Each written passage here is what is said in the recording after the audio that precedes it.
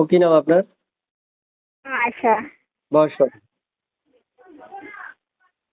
বয়স কত বয়স? ওই 17-18। কেন আসছিলেন এই ভিডিওর সামনে? আচ্ছা, অনেক কষ্ট করে। আচ্ছা কি করেন আপনি? বুঝে না। কি করেন আপনি?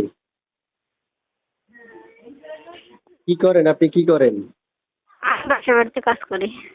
আচ্ছা কেন আসছিলেন এই ভিডিওর সামনে? আচ্ছা, অনেক কষ্ট করে যে পাশে দাঁড়াবে, দায়িত্ব নিবে, এর জন্যই আসছি। ভালো একটা মানুষ। আচ্ছা আচ্ছা আপনি যে আমাকে একটা নাম্বার থেকে ফোন করেছিলেন, নাম্বারটা কার? হ্যালো, হ্যাঁ, বলেন। আপু কি আমার কথা শুনতে পান? হ্যাঁ, এখন শোনা যায়, বলেন। আচ্ছা কি করেন আপনি বর্তমানে আবার বলেন তো? আমি বাসা বাড়িতে কাজ করি। বাসায় কে কে আছে আপনার? আমার মা আছে, ছোট একটা বোন আছে। আর কেউ নাই? না। এটাই আপনার নাম্বার? হ্যাঁ, এটাই আমার নাম্বার। পাওয়া যাবে তো সব সময়? হ্যাঁ, সবসময় পাওয়া যাবে। ধরবেন কল? সবসময় পাওয়া যাবে। আচ্ছা আপু শুনতে যাচ্ছে আপনার মুখে যে আপনি কি আমাকে একটা নাম্বার থেকে ফোন করেছিলেন, নাম্বারটা দিয়ে দিচ্ছি।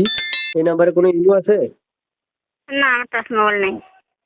আচ্ছা কেমন বয়সী মনে মানুষ চাচ্ছেন আপনি?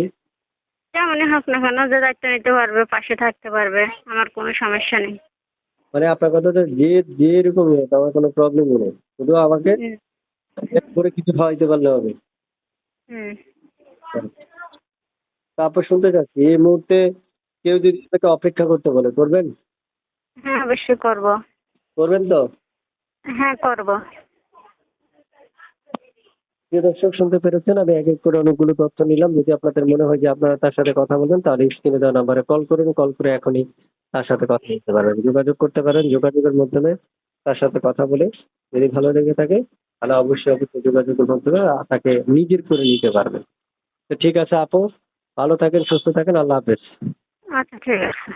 ওকে।